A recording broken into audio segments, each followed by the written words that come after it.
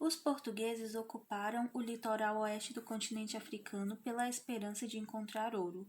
O relacionamento era pacífico entre eles e os nativos, tanto que os europeus chegavam a casar com as mulheres africanas, mas por volta de 1470 o comércio de escravos tinha se tornado o maior produto de exploração. No século XV, Portugal e outras regiões da Europa eram os principais destinos para a mão de obra escrava. Com a colonização do Novo Mundo, mudou a rota e começou a ser praticada em grande escala. A partir de 1432, quando o navegador português Gil Eanes levou para Portugal a primeira carga de escravos negros vindo da África, que os portugueses começaram a traficar os escravos como as Ilhas das Madeiras e o Porto Santo. Homens e mulheres e crianças eram transportados nos navios negreiros em precárias condições. Acorrentados, seus corpos eram marcados pelas correntes que limitavam seus movimentos. Os negros moribundos ou mortos eram jogados no mar para reduzir o peso no navio. Passavam por muitas dificuldades até chegando no local de comércio. Eram vendidos e maltratados pelas pessoas que os compravam e os colocavam para trabalhar no engenho de açúcar e eram submetidos a abusos físicos. O escravo se tornou a mão de obra fundamental na plantação de cana-de-açúcar, de tabaco e de algodão, nos engenhos e mais tarde nas vilas e cidades, nas minas e nas fazendas de gado. Além de mão de obra, o escravo representava riqueza, era uma mercadoria que, em caso de necessidade, podia ser vendida, alugada, doada e leiloada. O escravo era visto na sociedade colonial também como símbolo de poder e de prestígio dos senhores, cuja importância social era avalizada pelo número de escravos que possuíam. A escravidão negra foi implantada durante o século XVI e se intensificou entre os anos de 1700 e 1822, sobretudo pelo grande crescimento do tráfico negreiro. O comércio de escravo entre a África e o Brasil tornou-se um negócio muito lucrativo. O apogeu do afluxo de escravos negros podia ser situado entre 1701 e 1810, quando 1.891 africanos foram desembarcados nos portos coloniais.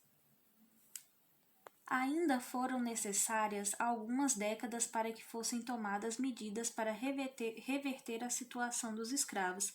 Aliás, as fugas, as resistências e as revoltas sempre estiveram presentes durante o longo período da escravidão. Existiram centenas de quilombos das mais variados tipos, tamanhos e reduções. Os quilombos eram criados por escravos negros fugidos que procuraram reconstruir neles as tradicionais formas de associação política, social, cultural e de parentesco existentes na África.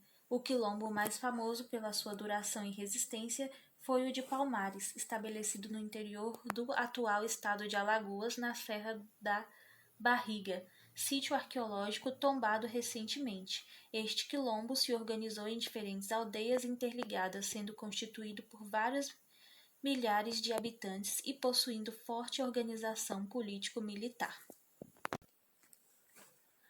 Promulgação da Lei Eusébio de Queiroz, que acabou definitivamente com o tráfico negreiro intercontinental. Com isso, caiu a oferta de escravos, já que eles não podiam mais ser trazidos da África para o Brasil. Essa promulgação aconteceu no ano de 1850. Em 1865, cresciam as pressões internacionais sobre o Brasil, que era a única nação americana a manter a escravidão. Em 1871, promulgação da Lei Rio Branco, mais conhecida como Lei do Ventre Livre, que estabeleceu a liberação para os filhos de escravas nascidos depois desta data. Os senhores passaram a enfrentar o problema do progressivo envelhecimento da população escrava, que não poderia mais ser renovada. Em 1872, o recenseamento geral do Império Primeiro censo demográfico do Brasil mostrou que os escravos que um dia foram maioria agora constituíam apenas 15% do total da população brasileira. 1880, o declínio da escravidão se acentuou nos anos 80, quando aumentou o número de alforrias, documentos que concediam a liberdade aos negros, ao lado das fugas em massa e das revoltas dos escravos desorganizando a produção nas fazendas. Em 1885, a assinatura da Lei Saraiva-Cotegipe, ou popularmente a Lei dos Sexagenários, pela princesa Isabel, tornando livres os escravos com mais de 60 anos. Em 1885 e 1888, o movimento abolicionista ganhou grande impulso nas áreas cafeeiras, nas quais se concentravam quase 2/3 da população escrava do Império. 13 de maio de 1888, assinatura da Lei Áurea pela princesa Isabel. No Brasil, o regime de escravidão vigorou desde os primeiros anos, logo após o descobrimento, até o dia 13 de maio de 1888.